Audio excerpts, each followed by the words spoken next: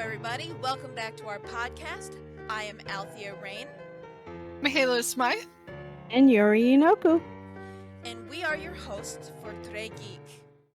Alright, we are now on to the sequel to A Christmas Story, the actual official sequel, released November 17th, 2022, including the actual original Ralph as an adult. This movie takes place in the 1970s, about 33 years after the events of A Christmas Story. Since Yuri has now finally watched the very first one, we can move on to the sequel. There were like 2 other sequels to A Christmas Story? At least 2 others. I think there were a few other probably direct-to-video ones. But there was It Runs in the Family, A Summer Story, and that was in, I think, the 1990s or late 1980s. And then there was 2012, A Christmas Story 2, that had Daniel Stern in it. And from everything that I've read about them, they all sucked. But this one, I think this one pretty much retcons those ones and says, yeah, that never happened. Yeah, probably that's why they didn't use A Christmas Story 2, because obviously it was taken with the other non... Yeah, they went with A Christmas Story Christmas, which is actually kind of irritating for me. It's a really dumb title. I don't like it. Yeah, there's an article here that says A Christmas Story technically has a lot more sequels than you think. Yeah, I read that one. Without further ado, shall we watch? It's even the same, in all font. of its yellow. Yeah, I noticed that too. Oh, life moves fast. 1973. With kids named Yep, Flick and 33 Schwartz. years after the original. And the next thing you know, it was some delicious OJ. Oh, God. That is... It's chocolate! It's chocolate and orange juice! It couldn't have been like Lucky Charms or something. It had to be chocolate. Let's wait for Grandpa. Brought you a little something? Greasing the wheels certainly couldn't hurt. And he's still doing the bribes and shit. He sure is. He has not changed at all. That's like a bribe reference. door. Your manuscript. Jupiter's Oblivion. Neptune. Like the teacher had the toy No, an drawer. interesting title. One day he'd see. Oh God, are we doing the freaking... Oh my God, we're doing this again. He's still got a vivid imagination. Well, he's a writer. What do you expect? Oh my God. They put him next to Isaac Asimov? That's quite a big ego. With Are you kidding me? And the kisses and everything. Oh my God. Now, I mean, I know they kind of had to do this because that actor, died quite some time ago at this point. But I think they're announcing his passing. I mean, I had really expectations of this movie going into it. But so far, I'm impressed. I think they handled respect to the father really well by not, replacing him. But they replaced the mother. Yeah, why did they do that? The woman who played that role is still alive. Why But it was kill off the forever father changed. and then Southwest replace her with a instead different bringing Killer character? Incarnate. Why go halvesies on it? I'm not as impressed with this movie. I think they really dumbed it down as far as who their core audience is. Like it's more of a kids or family movie than like an adult movie. I think that was a mistake on their part to do. Oh, the hounds. These can't be the same hounds. Bumpus There's hounds, no too. way. They tormented my old man his whole life. I'm not entirely happy with the Perhaps fact some that insight he from seems the to have Holman not Brain grown up Trust and could he's help. still daydreaming. He's got kids. What Attics the? are museums of indifference. Doesn't sound like Ralphie's mom to me. Don't have She was like totally nonplussed when he got hit in the head with the icicle. But she's like, oh, careful about spiders. I actually wish. No. Oh my God, that's funny. A lot of the mother's personality I'm not quite jiving with. Oh, dang. I'll draw them off now. Go. This is so crazy. I'm with her. That is pretty crazy. Don't Okay, understand. that's unrealistic even for me. Yeah, it's pretty dumb. It's Like- not very down to earth. And it's not like this is a retelling where we can like blame it on like Just looking embellishments of youth. full Most of I A see Christmas Story, any of the pretty slim ridiculousness pickings here, huh? can be passed off as, Plenty of trees. yeah, this is a retelling of an adult on children's stories.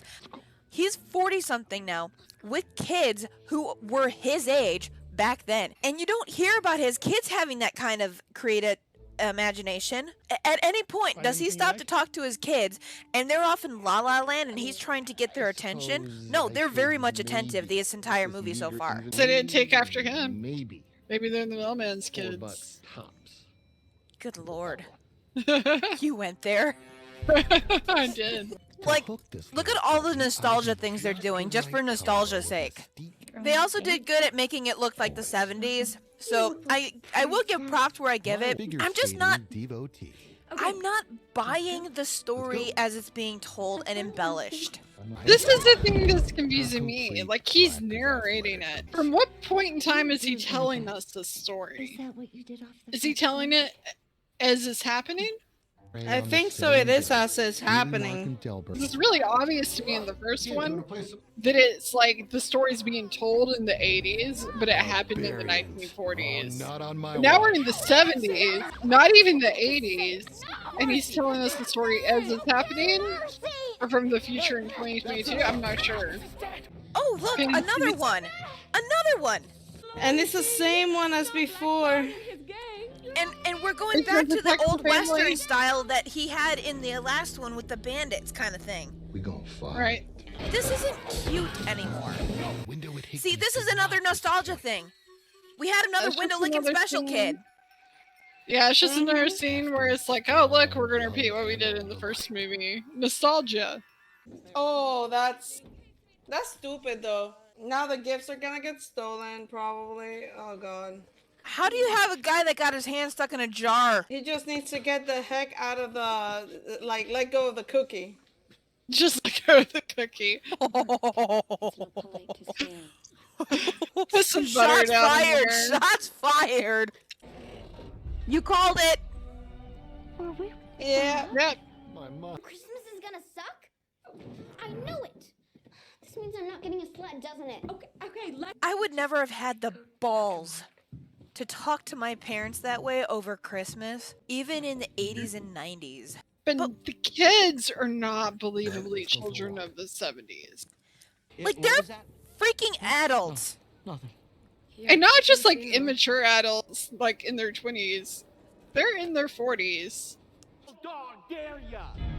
Uh-oh, triple Sports dog back dare. down now. He could We're back never to the show triple his dog- face in Flick's Tavern, What or perhaps adult even in says home triple ever dog again. dare? I said it once in my adult life, except to reference this movie. The reason why the first one was relatable is because I'm an adult now, thinking back to my childhood days and what kind of trouble would I have gotten if I had said the F-bomb to my parents? Exactly. What am I even watching Haven't seen that anymore? many cold weather casualties since the Korean It looks War. like you're watching Jackass. Mark, no. It doesn't even look like a Christmas Story movie. My God, Really? seriously? Oh my God! I killed Mark. 50 points, so just give me a second. Don't get it. She's ditzy, but she's really good at Scrabble. She's like owning at Scrabble, but she's a ditz. Even though she's never ditz before. I bet that they did the snowman on top of the log in front of the house. Window Probably. is closing. I'm no writer. Just ask any publisher in Chicago. But see, he was a really good writer in the first one when he was telling the story of his childhood. Oh, they ran their snowmobile into it. Crap. Hands down. See, they couldn't have it. It's 2022, so they couldn't have the kids fighting with each other in this one. So, I think a fight was probably a better way to handle it. To be Yep. honest. Yep. Not just shattered, pulverized. Come on, another nostalgia thing. Pulverized. That was how he described his glasses. We can still have. Where is the bully from his time? $5 says he That gets he's a busted, town cop. and he's the fucking town cop. I'm calling it now. He's gonna get busted, and the cop is the old bully. Oh Farkas. my It is. Oh my God, you called it. Holy shit! You did. You caught it. Holy shit! Wow. Yellow eyes, why? I don't know whether to be impressed or disappointed. Impressed with you or disappointed with the Oh, I movie. think you called it when you almost said depressed too. Jeez! Yellow eyes, huh? Looks pretty They're freaking not blue to me! yellow. I told you that was an embellishment that his eyes Yes, weren't but really why is he blue. embellishing it in real time now? Scott would lock me up and throw away the key. Lock me up. What adult has that mentality of lock me up and throw away the key for that? Maybe the movie is just that predictable. I mean, come on. I freaking called it. I called it. He was gonna be the cop that arrested him or caught him. Come on. Yeah, you did. How predictable you gotta be for me to call that shit? The fuse went out. Another nostalgia moment. It's the editor from the paper. Oh, he's gonna get a job at the paper. And then they stay there, and they stay like in the childhood place. How the hell did he came from India in like less than 3 days? I mean, it's only a 17-hour or 10-hour flight, maybe. Could have done it. 17-hour. Yeah, but Christmas times are flights are booked even back then. The movie was had its moments, but Too few and for far me, in between. yeah, like it's not even worth it. Watch it again, to tell you the truth. Like, it's not I'll even never worth it. know. And honestly, it diminishes the first one. It actively undermines the first movie. I swear this movie is cursed. So, we have been trying to get this movie produced into a watchable YouTube video for you guys all week long. We have had to do this in multiple recordings because we couldn't make the movie work from my computer in any way, shape, or form. Yori was our little hero on that one because she actually ended up getting a free trial to HBO Max just so that we could put it over Discord Watch Party. So it was kind of funny. And I just canceled the trial right after that. And by the time that we got done watching the video, because there were multiple audio issues, we had to restart her video a few times on Discord. And then in the middle of it, my computer goes tits up with a blue screen of death, completely crashes. I'm yelling, stop, stop, stop. I'm crashing. I'm completely crashing and burning here. And then all of a sudden I'm poof, gone out of everything because my computer's blue screen of death and I'm restarting. I think the movie knew you were gonna trash it. That's why I got the blue screen of death. And even today, just trying to do this recording, because we're doing this like several days after the fact because we've just had no other time in between. The audio wouldn't even record Halo on my OBS. This movie is freaking cursed. But luckily, hopefully this will work. Let's see if we can have everything ready for whenever it needs to be ready. Take 3 just for today. I'm pretty sure this is take 3 just for today. Oh, this is take 3 for today, yes. And it's not just cursed on a technical spectrum. This movie is just shit to watch. It's really bad. For me, it was like, kind of okay, but it's not the same because you guys had multiple years thinking what would happen to Ralphie. For me, it was just like less than a few days. But I would never watch the movie again, in my opinion. We did not enjoy the experience. It's a cluster. Oh, it is. It's a total cluster. Our review, because we've got a lot to talk about with this one. The actual video, like I said, I had to chop it up into like 13 minutes of video. because of YouTube, which is less than we were able to record for the first Christmas Story. But we've got a lot more to talk about on a review standpoint, because with the first movie, it was different. Only Yori hadn't seen it before, so we wanted her to talk about her experience with it. And now that I think about, after watching this sequel, like, I kind of appreciate the first one a lot more. So, Absolutely, me too. Absolutely.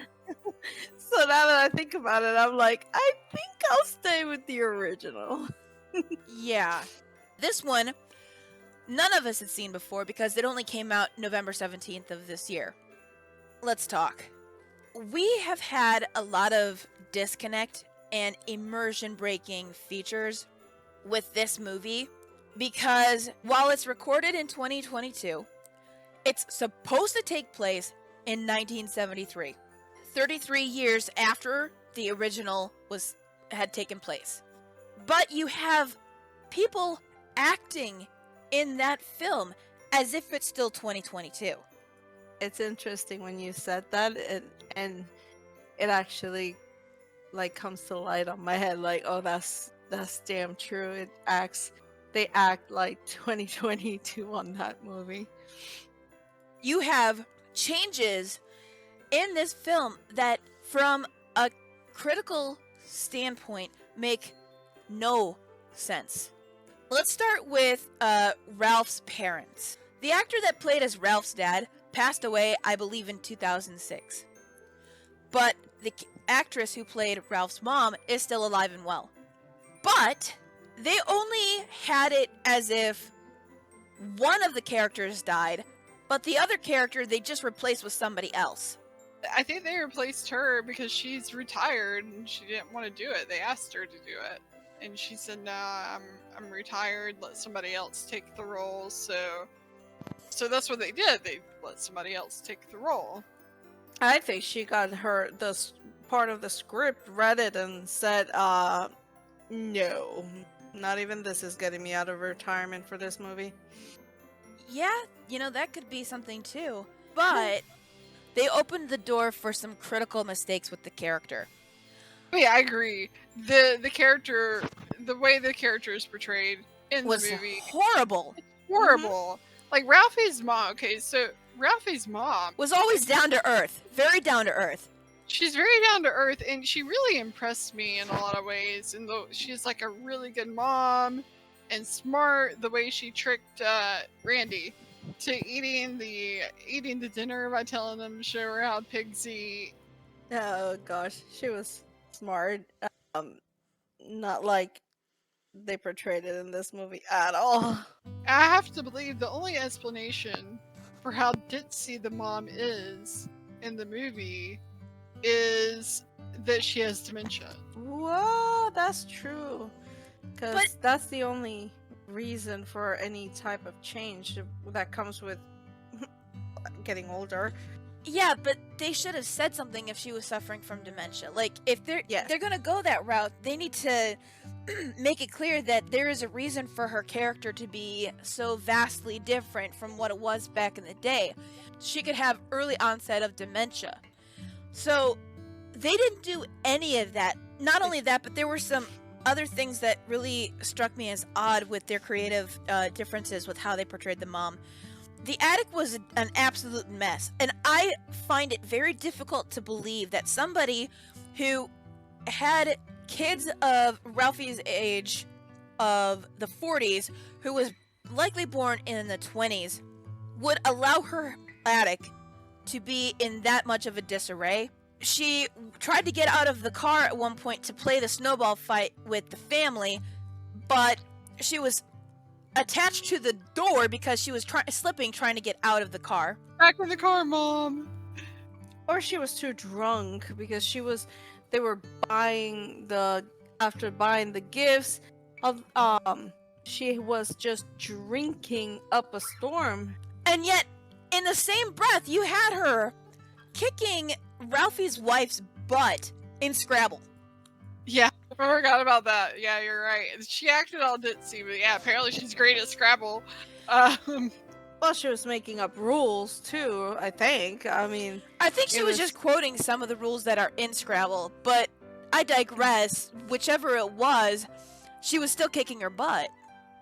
And still kept nostalgia things, like she kept the lampshade from the leg lamp and Ralphie's pink bunny outfit. and who does that? Like, he hated it, like you said, when we watched it. Like, he hated that.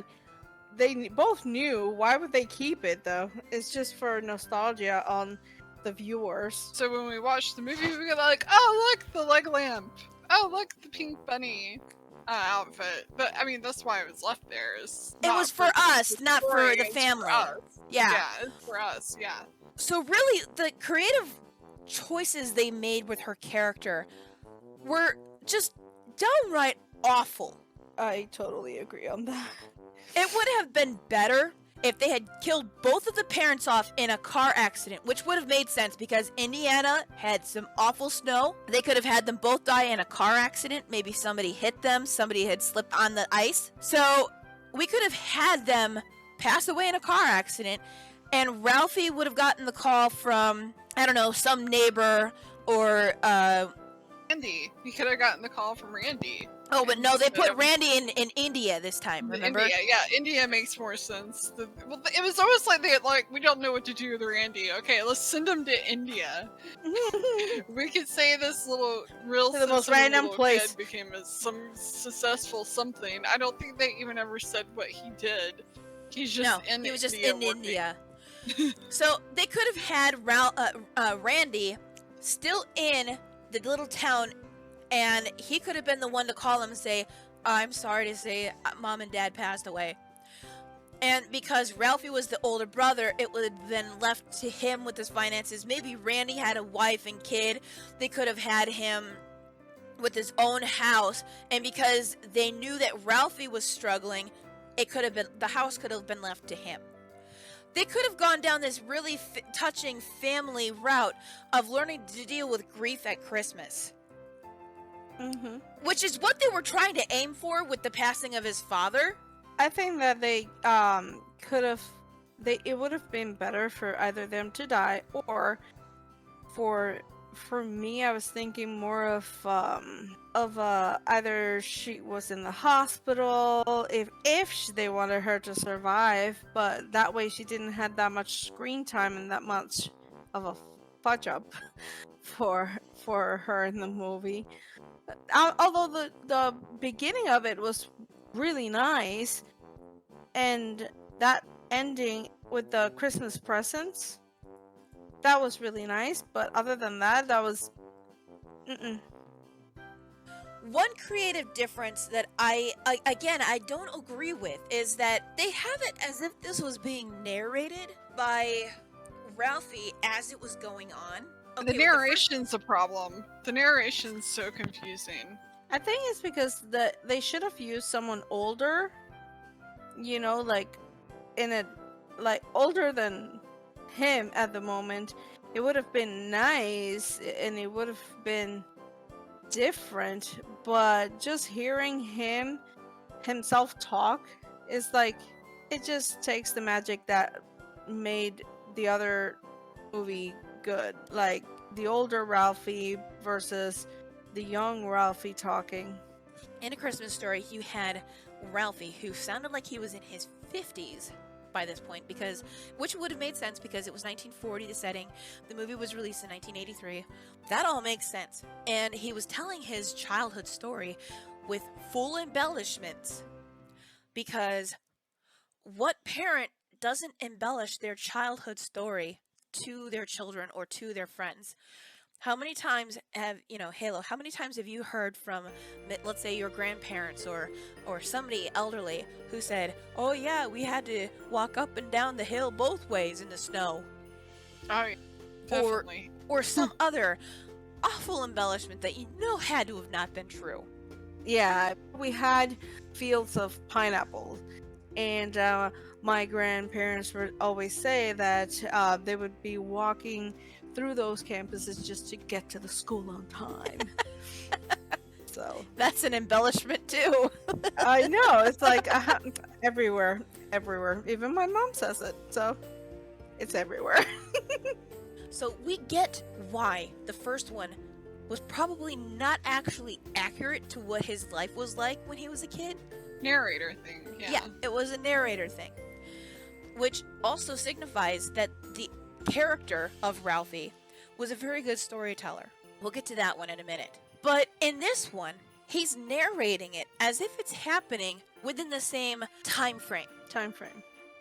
Because it seems sense that like it's being narrated from the future.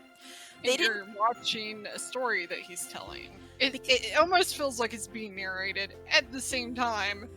This is a complete disconnect on that level because it is just so confusing. When is he telling this story and why is he embellishing it as if he was still a kid? He, his friends Flick and Schwartz, they're all in their 40s, but you have them all behaving as if they're in their late teens. Oh gosh, yeah.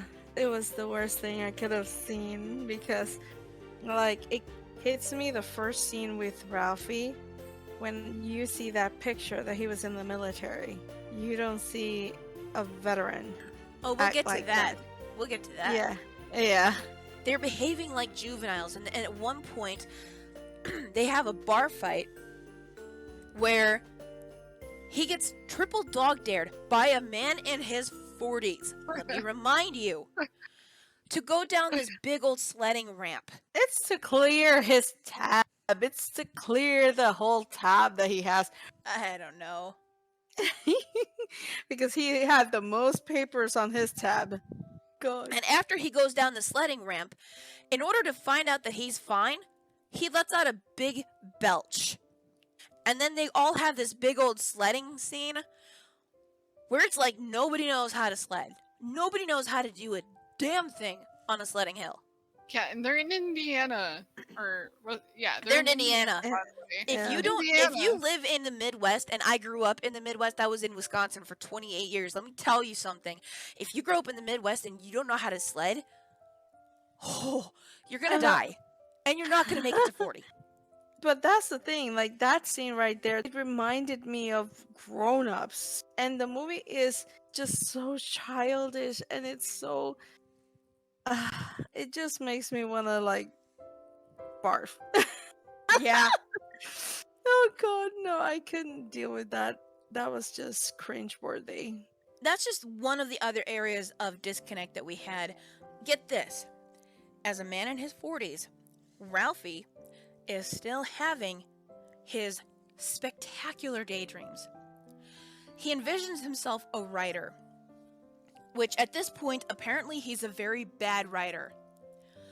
Which is kind of surprising considering how well written the first movie that he narrated is. Mm-hmm. Yeah, that's back to my point. I said we'd get back to that later. Well, here we are. As a narrative standpoint, he was a good storyteller. So why is he a terrible writer where he's trying to... also, he actually tried to bribe one of the publishers by giving him a Christmas gift. Many of them. This is something that he tried to bribe the teacher. Yeah, nostalgia. We'll get to that one later. So he's trying to bribe this publisher with this. And the publisher's like, this is not what we're looking for. Bye. And while he's there, he's having this daydream of winning some huge award. And in this, they have him standing next to Isaac Asimov, one of the big greats of all time in writing. And they have him winning in his daydream and doing all of this, oh, thank you, congratulatory shit. Where the publisher says, Ralph, you can go now. But if he was really ADHD, we could buy it. Except for one key point. There's a picture of him in what appears to be a military outfit. And he doesn't look like he's 18 in this. It looks like he's almost like 30. 30. Which would have put him in the military in the 1960s. Likely during the Vietnam War. Even if he didn't actually go to war, how could you ever go through boot camp if you have ADHD, can you imagine having one of your massive daydreams with your commander standing right in front of you? Oh my god. I'm imagining something like that. But It'd be like Gomer For- Pyle. You'd be scrubbing floors with a toothbrush for 6 months.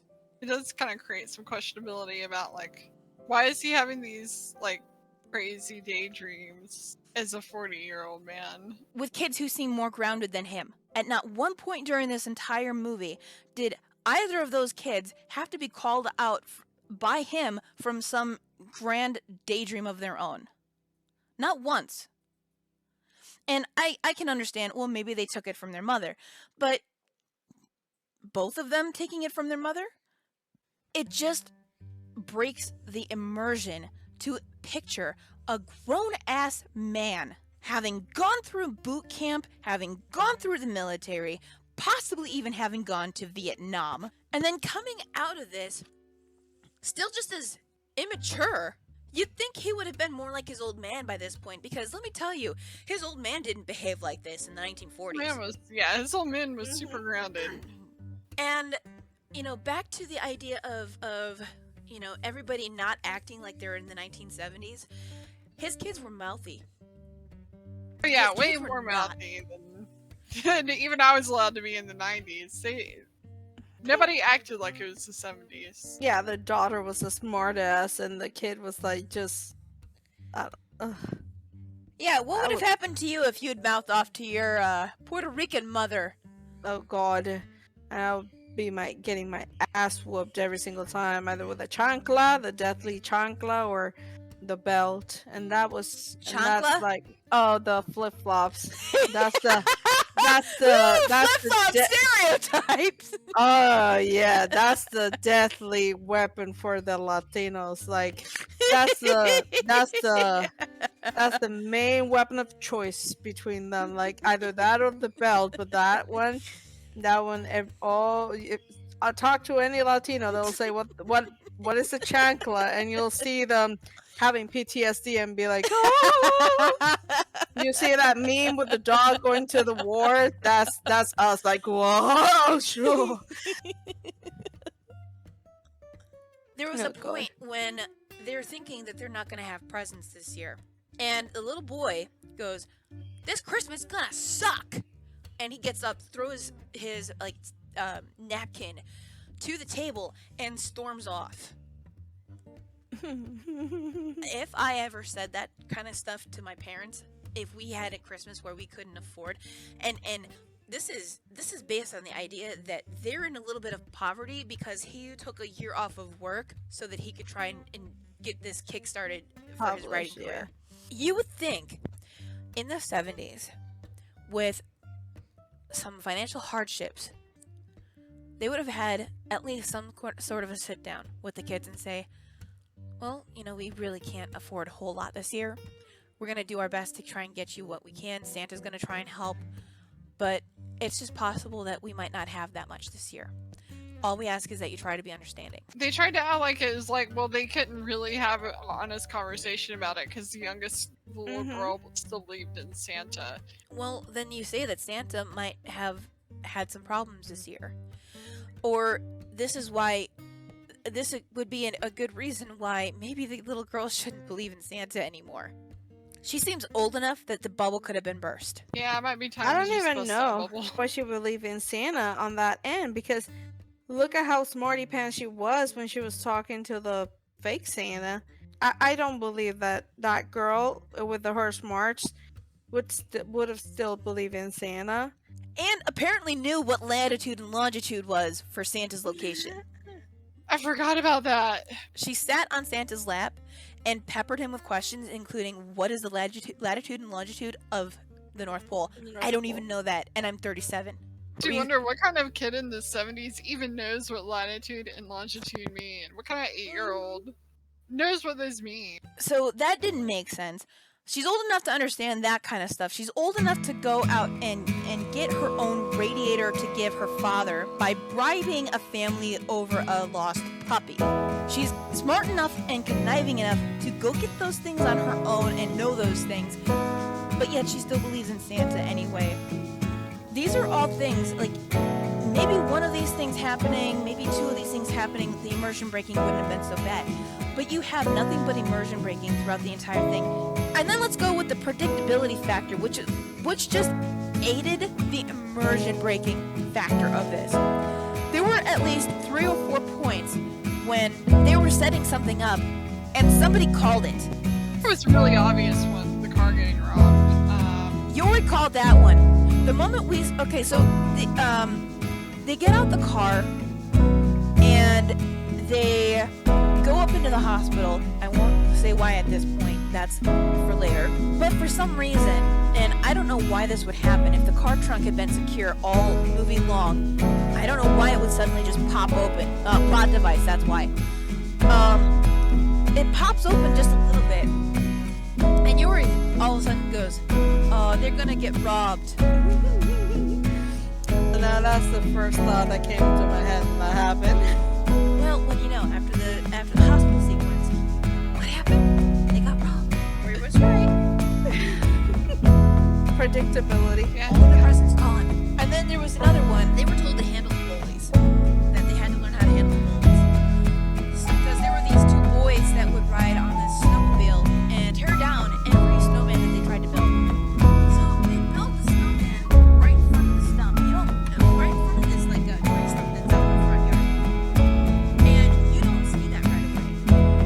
You just see the snowman. Here it goes. I bet you they built that on the lawn. Well, guess what? Next thing we know is these 2 kids almost killed their bullies. Because apparently it's better to do something dangerous like destroy a multi-$1,000 snowmobile and possibly kill 2 boys than, I don't know, start a fight. Get in a fight, yeah. But Seems Yuri like a called fight it. would have been less dangerous. But Yuri called it. I'm not even joking. Like, to me, that seems so much more dangerous and more likely to kill somebody than just wrecking, than just getting in a fist fight, slapping each other. Well, around I a mean, little bit. look at what happened later. Now, this is going to spoil a little bit and get into something later. But at some point, the little boy, I think Mark was his name, ends up crashing a sled. And he breaks his arm. And you think that nothing worse than that's going to happen with a snowmobile that can go like 3 times, 4 times as fast? Mm-hmm. That's a good point. That actually might go on the immersion breaking tally here. Because, like, yeah, you break your arm on a sled, but not crashing your snowmobile into a stump. Actually, a really good point. And so there's that. And then the biggest and most holy shit moment of predictability. Okay, so we saw in the credits early on that Zach Ward, who happened to play the bully in the first one, the one that was described with yellow eyes, his name was on the roster for the opening credits. And I'm like, oh, the bully's back. But up until this point of the movie, which was drawing near its end at this point, we had not yet seen the bully. Mm-hmm. And something happened with their star breaking, and Ralph promised to get them a new star, which we figured he was going to rob someplace. We had the location wrong at first. We thought it was going to be the town star. No, it turned out to be the beer star in Flick's Tavern. And as he's breaking in, I go, wait a second. We haven't seen the bully yet. What if he's the cop and he's going to bust this guy's ass? You called it. It was that. I said $5 says the bully is the cop, and he's gonna be the one to bust Ralphie for stealing the star. And next thing we know is we see Farkas, Scott Farkas, which was the name of the bully, by the way. And I'm yelling, "Holy shit! I called it!" It was like the best. That one for me was the best prediction right there. Yep. And sure enough, they even do the flashback to when he was a kid. They like, even show oh. him like as an adult dressed as a kid. So that was the funny part. It was him as an adult wearing his kid outfit Pretty much. in that scene, because it wasn't like a flash. It was like a flashback, but then when he started saying that it was him, and he was like laughing, like in his, obviously in Ralphie's mind, they showed adult him just as young him, and it was like so funny. That Oh one my was God, really yeah. funny to see it. When you can have moments like that where you're calling out that level of predictability, that is incredibly immersion breaking, because when you can predict half the movie by calling it at various points, what is there to anticipate? It's tricky because a lot of movies these days will try to subvert your expectations, and that's created a lot of crappy movies too. But when it's that predictable, There's got to be some look. there's a Everything balance. in moderation. Yeah. There's a balance, like you were saying. There's a balance in everything. You could have done well to subvert some of our expectations and give us something fresh. Instead, what we ended up with was boring, tired, endless nostalgia. Like, I think it's a movie that you can watch only once in your life and you don't need to see it again. Nothing new was brought to the table. Nothing new was at all was brought to this. And let's talk about another immersion breaking thing. Like I pointed out earlier, Randy went to India, and instead of coming back the moment that he found out his father had died, he was like, I can't just leave India. I've got stuff going on here.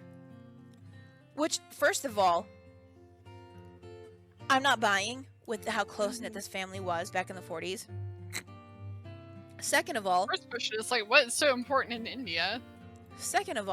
you know, he manipulates his brother Randy by saying something like, oh, she's basically Barely despondent. She might eat something today. You know, flaring on the dramatics. And this Yeah. is like 3 days away from Christmas, by the way. Christmas traveling is crazy now. And we have a lot of higher technology and more flights available.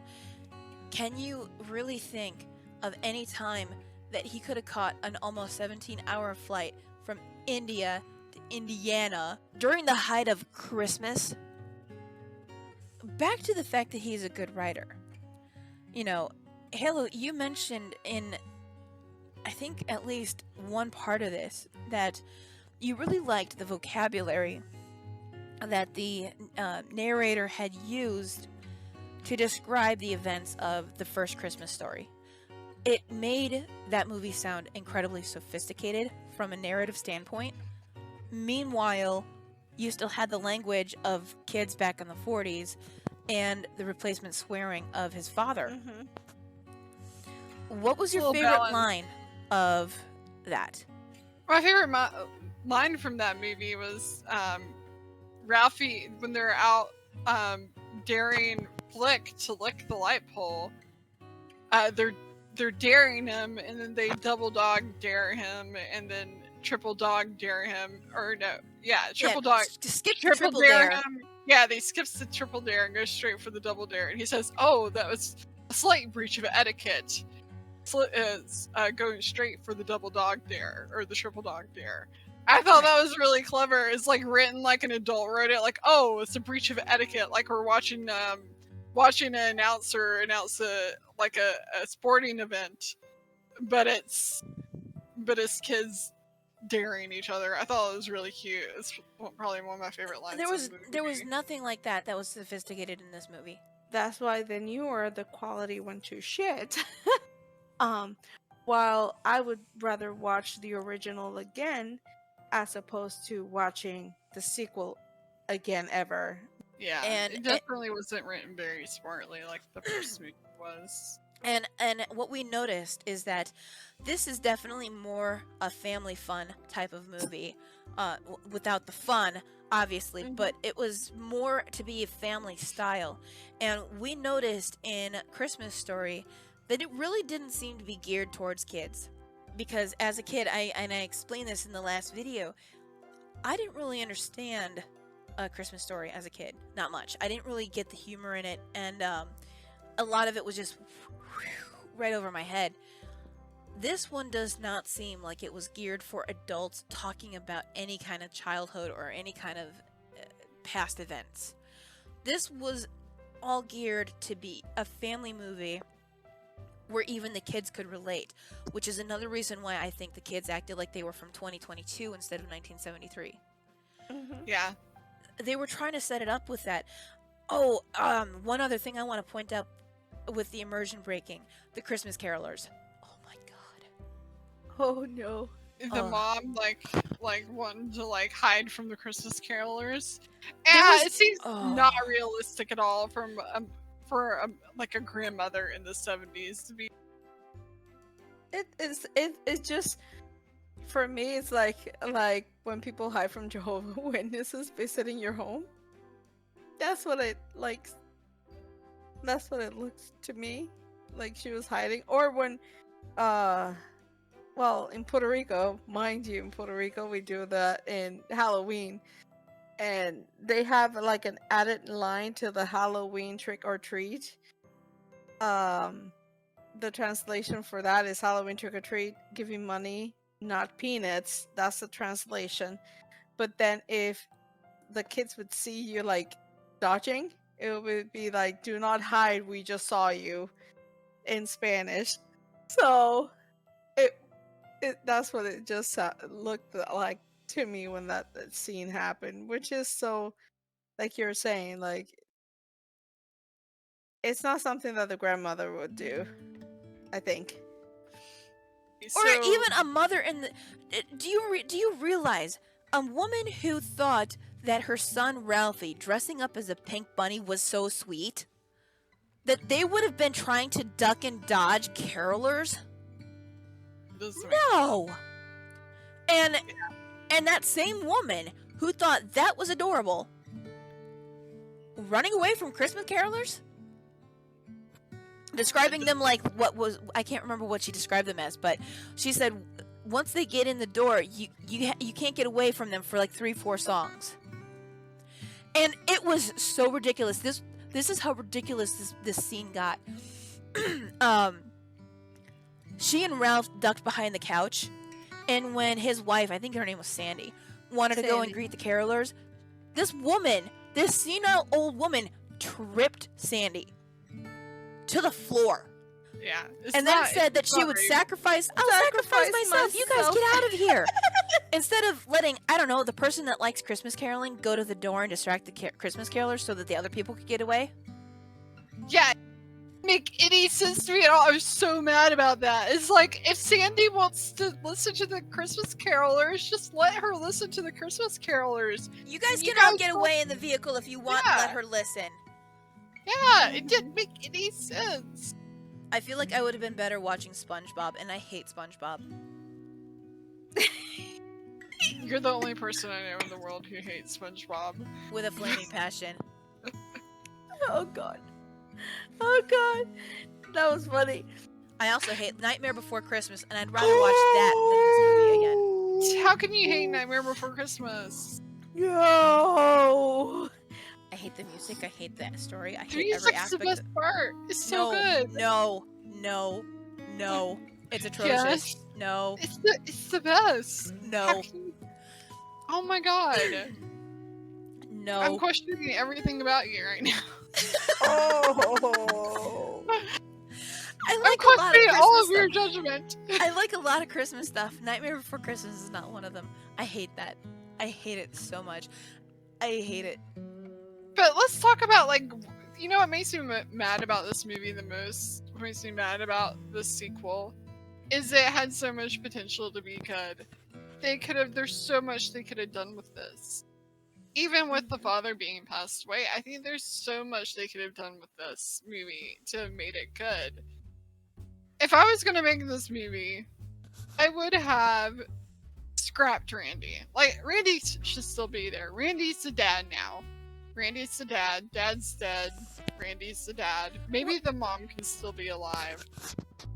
But the way I would have done it is I would have done it like the first movie, but I would have told it from the perspective of the little girl in 2022 talking about growing up in the 1970s as, like, I guess like a early Gen Xer, basically. And I would have had her narrating it from her perspective. You could do it with the son too, but in 2022, I think it probably would have been easier to sell the little girl as the narrator. I would have told it from her perspective and had her being the one with the wild imagination. And instead of it being about her getting a, you know, like the first movie is about Randy getting a BB gun, instead of it being about her getting a present or what she wants for Christmas, I would have told the story of her trying to get a radiator for her dad's car. And you could have had done all kinds of fun stuff with her trying to figure out a way to get a radiator, including, like, you know, trying to manipulate the family into going to see Santa Claus so she can ask Santa Claus for one. Maybe sneaking off into the Sears store and asking the men in the Sears store how to get a radiator for her dad's car. There's like so much fun stuff they could have done with that, and it would have been like the opposite instead of the same as the first movie. Because in the first movie, it's about Randy wanting to get something for himself. And you could have included the same sort of embellishments of her childhood too. Where I would have differed from you, Halo, would be I would have had both parents, like I said earlier, I would have had both parents die, both of Ralphie's and Randy's parents die in a car accident. It would have made perfect sense because this was Indiana in the winter. We're talking black ice, snow. It could have been a blizzard for all we know. And Randy, we could have had him be somebody who is a family man, has his own family and kids. Maybe they live down the street. And because the two families of Ralphie's and Randy's parents and then Randy's family, because they knew that Ralphie was struggling with money, maybe the parents left the house to him and left some sort of financial exchange, like dividing the assets by half between them, and having them have to deal with all of this process during Christmas. We could have had that coupled with her narration from a 2022 standpoint. Mostly for me, it was like I would definitely go with what you guys were saying, like to the perspective of the kids. And I think that Ralphie could have been a little more like serious, a slightly strict parent, and maybe with the loss of his parents coming back to Indiana and dealing with their a whole grief, maybe Ralphie finds a little bit of joy maybe in looking at what he did when he was young, you know, getting together with his old friends, meeting the old bully as well. I mean, he could have been a little more mature, meeting Scott and be like, oh, that is really awesome that you managed to go and get a position to be a cop. I mean, when you see the interactions between veterans and law enforcement, most of the time they are very respectful to each other. So it was kind of like annoying for me to see Ralphie be just a child throughout the whole movie when he could have been a man that could have accomplished a lot of stuff. And you know, you know, if we were going to go down the route of Scott Farkas being a cop, we could have had some shenanigans with the little girl in her attempts to get this radiator. Yeah. She could have been arrested by the cop and thinking she was going to get locked up. Like, they had this entire line. Yes. They had this entire line in the movie where he's in the back of the squad car and he goes, I'm going to get locked up for 20 years or some shit like that. That's not how an adult thinks. Yes. When they're getting pulled over for what just happened. That's not how we thought. That's not how... I don't buy it. But from a little girl's perspective, I can buy her thinking she's going to get locked up and the key's going to get thrown away. Yes. I can imagine that she would have that kind of imagination as to what her future might be like in this slammer. So Definitely. if they had gone that route, they could have had that. And then maybe a really good way for her to get that radiator, what if Scott Farkas took her and bought the radiator for her and then tell her, you know, I really owe it to your dad for straightening me out when I was a kid. I was a bully and he beat me up. And then she would have learned, like, she would also learn a little bit about her dad. Like, it would have Yes. been wholesome. It would have been very nice to see that it's like us seeing our parents through another, like, other light. Yeah. And it would have been so much, like, one, it would have been a lot more funnier, I think.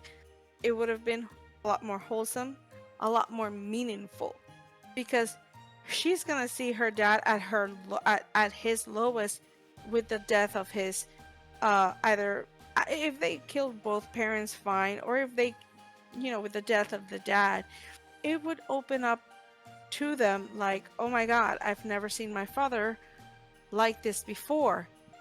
And who knows, maybe it's their first time dealing with a family member's death. So it would have been, it's like I see the kids being such assholes, you know, throughout the movie when they know that the grandfather died. There's nothing more to say. It could have been better, and they missed the mark on that. It's like it had so much. If they just been a little bit more creative, it seemed like they were just trying to create like the grown-ups movie, but with a Christmas story theme. With all of the nostalgia bait for us who grew up with Yeah. this movie. We watched this so you don't have to. Mm-hmm. Yeah. It was no bueno. We sacrifice No ourselves. bueno. Just enjoy A Christmas Story, the original one. And skip this entirely. Yeah, skip this. Skip it. Merry Merry Christmas, everyone. Merry Christmas, you filthy animal.